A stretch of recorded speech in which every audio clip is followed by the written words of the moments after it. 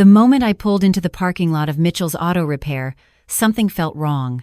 It was Tuesday afternoon, and the garage bay doors were open, revealing my daughter Sarah inside, covered in grease and grime, scrubbing the concrete floor on her hands and knees. Her husband Mitchell stood over her, arms crossed, talking to a customer like she wasn't even there. I parked and walked closer, staying out of sight behind a truck. That's when I heard it. "Sorry about the mess," Mitchell said to the customer with a laugh. "My wife's still learning that hard work builds character. She thought marriage meant sitting around all day." The customer looked uncomfortable, but said nothing. Sarah kept scrubbing, her shoulders hunched, her beautiful long hair tied back in a greasy ponytail. This was my daughter. My Sarah, who graduated top of her class, who used to design websites for small businesses before she married this man. "Mitchell," I called out, stepping into view. He turned, and his smile faltered for just a second before he recovered. "Margaret! What a surprise. What brings you by?" I looked past him at Sarah. She'd stopped scrubbing and was staring at me with wide eyes. Fear. That's what I saw in my daughter's eyes. Fear. "I came to take Sarah to lunch," I said calmly. "Sarah, honey, let's go." "She can't," Mitchell cut in smoothly. "We're backed up on work orders. Maybe another time." I looked at my daughter. Really looked at her. The dark circles under her eyes, the way she flinched when Mitchell spoke, the raw, red skin on her hands from chemicals and hard labor. "Now, Mitchell," I said, my voice steady. Something in my tone must have warned him not to push. He shrugged. "Fine. 1 hour. We've got deadlines, Margaret." Sarah stood slowly, wincing like her back hurt. She was 32 years old and moving like she was 70. We walked to my car in silence. Once inside, she finally spoke. "Mom, you shouldn't have." "When did this start?" I asked. She looked down at her destroyed hands. "About 6 months ago. He said the shop was struggling. Said we both needed to work hard to save it. I thought he meant we'd work together, but what? He has me doing the dirty work, cleaning, organizing parts, scrubbing, while he handles customers and manages the business. Mom, I work 16-hour days. I haven't seen the inside of our house in daylight for months. Where's the money going, Sarah? Your inheritance from your father. The $50,000. She was quiet for too long. "Sarah, he said it was for the business, to keep it afloat. He handles all the finances now." I drove her to Romano's, a nice Italian restaurant downtown. She tried to refuse, said she wasn't dressed for it, but I insisted. We sat in a corner booth, and I watched her devour pasta like she hadn't eaten in days. "When did you last have a real meal?" I asked. She put down her fork, ashamed. "He says we can't afford to waste money on expensive food. We eat ramen mostly, or leftovers from the gas station next door." "Sarah, this isn't normal. This isn't marriage." "I know," she whispered. "But Mom, if I leave, I have nothing. He controls everything. The accounts, the house, it's in his name. Even my car is registered to the business." I reached across the table and took her damaged hands in mine. "You have me. You've always had me." She started crying then. Quiet tears that broke my heart. After lunch, I took her back to the shop. Mitchell was waiting, tapping his watch. "Hour and 15 minutes, he said coldly to Sarah. "That's coming out of your evening." I didn't react. I simply smiled, kissed my daughter's cheek, and left. But I didn't go home. I parked down the street and called my brother James. He answered on the second ring. "Maggie, what's wrong?" "I need your help," I said. "And I need you to keep this quiet." James was a private investigator. Had been for 30 years. If anyone could dig up dirt on Mitchell Carver, it was him. "What am I looking for?" he asked. "Everything. Bank records, credit history, business licenses, hidden accounts. I want to know where my daughter's money went." "I'm on it." The next 3 weeks were torture. I visited Sarah twice a week, bringing her food and pretending everything was fine around Mitchell. But behind the scenes, James was building a case. What he found made my blood run cold. Mitchell Carver wasn't just a bad husband. He was a con artist. The auto shop? Failing because he was embezzling money. Sarah's $50,000? Gone. Spent on gambling debts and a rental property in Nevada where, James discovered, Mitchell kept another woman. A woman he'd been seeing for 2 years. A woman who thought she was his only wife. But that wasn't all. Mitchell owed money to dangerous people. Loan sharks, the kind who don't accept late payments, and he'd been using the shop as collateral for loans he couldn't pay back. My daughter was working herself to death to pay off her husband's debts to criminals. James came to my house on a Friday evening with a folder 3 inches thick. "Maggie, this is bad," he said, spreading documents across my kitchen table. "He's forged Sarah's signature on loan documents. He's committed fraud. And the shop is about to be seized by his creditors any day now. What are our options?" James looked at me seriously. "Legal options? Divorce lawyer? Restraining order? Fraud charges? That's the slow way. Could take months, maybe years. And the fast way?" He pulled out his phone. "I know people.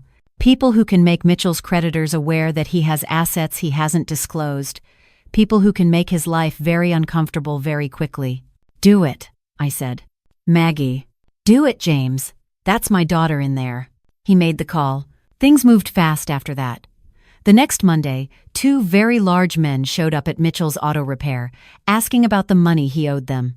Mitchell, cocky as ever, tried to blow them off. Tuesday, the shop was vandalized. Someone spray-painted Sieve across the front wall.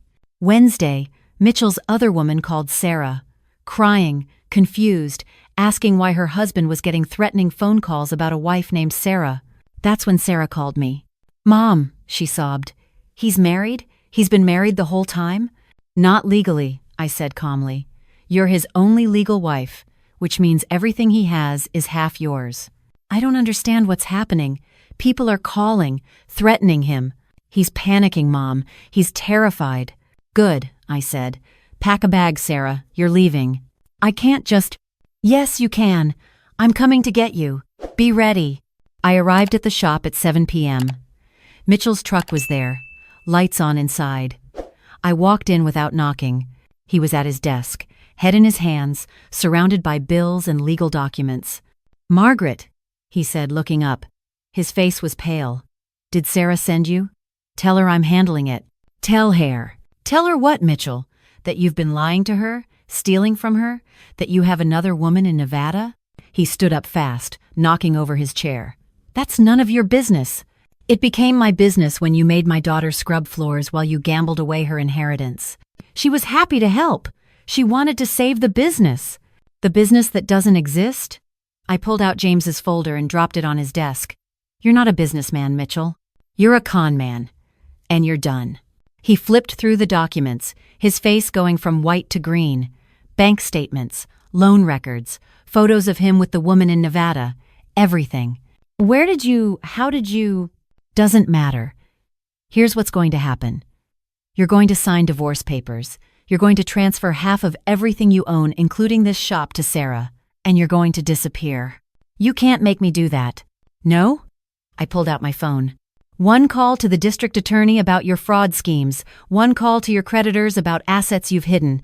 1 call to the Nevada woman's family about your bigamy. Which call should I make first?"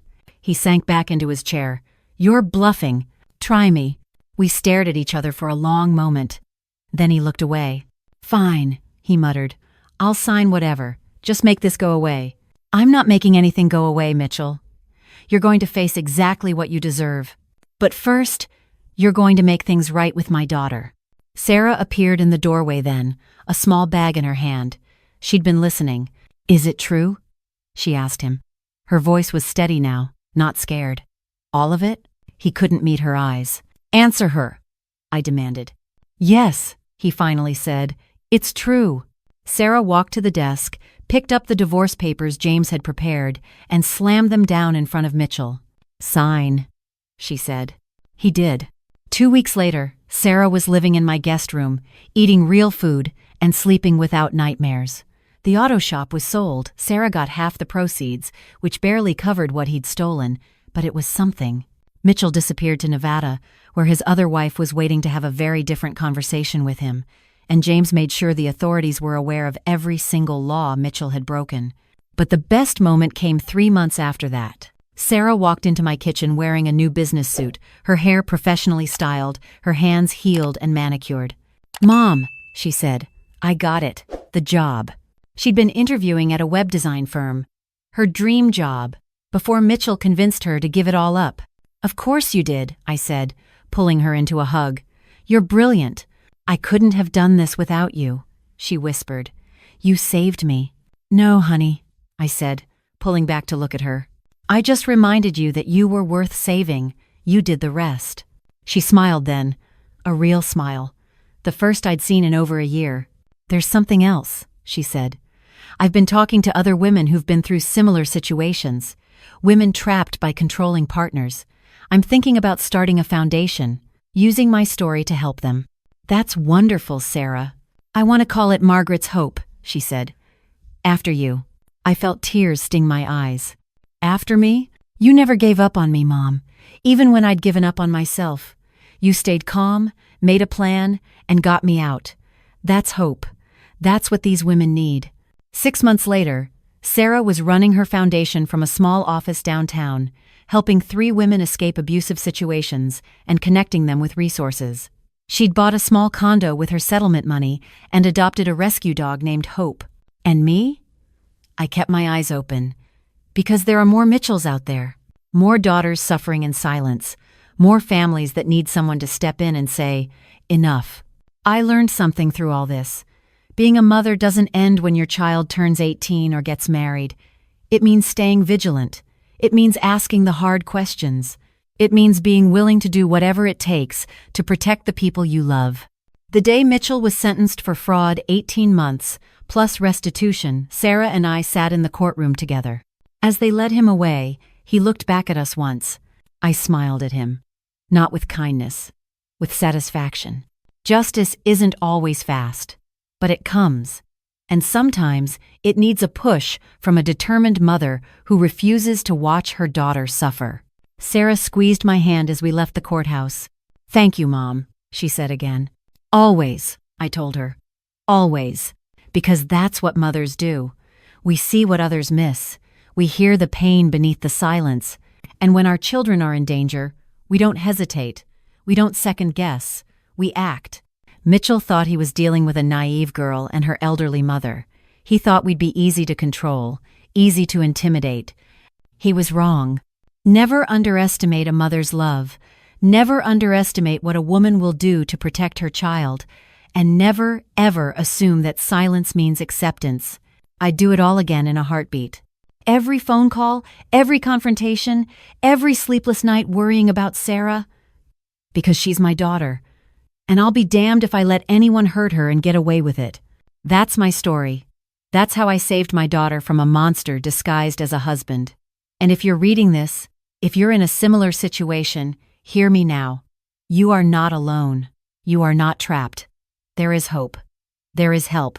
And there are people like me, like James, like everyone who helped Sarah, who are ready to stand with you. All you have to do is ask.